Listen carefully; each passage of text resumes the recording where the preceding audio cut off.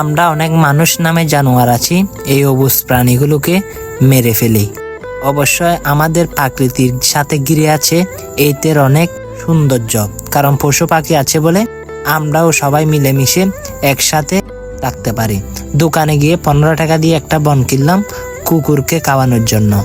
অবশ্যই এদের জবান নাই বলে এরা কিছু বলতে পারে না, কারণ আল্লাহ এদেরকে অতি আকৃতিক দিয়ে সৃষ্টি করেছে।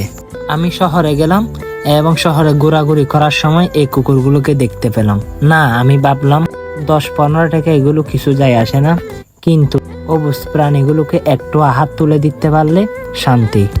আপনারা এই কুকুরগুলোর গলার মধ্যে বেল দেখে বুঝতে পারবেন এগুলো পালা কুকুর এবং এগুলো মানুষ পালা করেছে। যদি এমনি রাস্তার কুকুর হতো তাহলে তারা অনেক দূরে সরে যেত, এভাবে কাছাকাছি থাকতো না।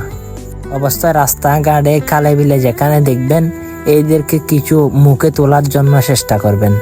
অবশ্যই প্রাণীগুলো দোয়াও আল্লাহর দরবারের জন্য অনেক প্রিয়। আপনি হয়তো জানেন না এই কুকুরের নাম বর্ণনা হয়েছে পবিত্র কোরআনে কারিমের মধ্যে। এগুলোকে বিনা দোষে হত্যা করবেন না।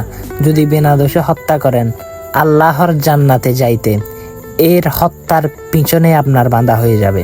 তাই অবশ্যই যেখানে দেখবেন তাদেরকে সেবা করার চেষ্টা করবেন। মানুষ একটা বলতেছে কেটে কেটে কুকুরগুলো দেখে চর্বি এসে গেছে, 15 টাকা দিয়ে বন কিনলাম কিন্তু খাচ্ছে না, বুঝছেন? দেখেন ও বিল্ডিং এর পাশে আছে তো, এটা চট্টগ্রাম নাই মুরাদপুরের পাশাপাশি আছে, বুঝছেন? এখানে বিল্ডিং এর পাশে আছে তো, তাই তাদের গায়ে চর্বি চলে আসছে। জলবদ্ধা নাকি ফ্ল্যাটটা নেবে, এটা হচ্ছে জলবদ্ধ, এটা জলবদ্ধার আর কি। ইনশাল্লাহ ইনশাল্লাহ ইনশাল্লাহ। জলবদ্ধ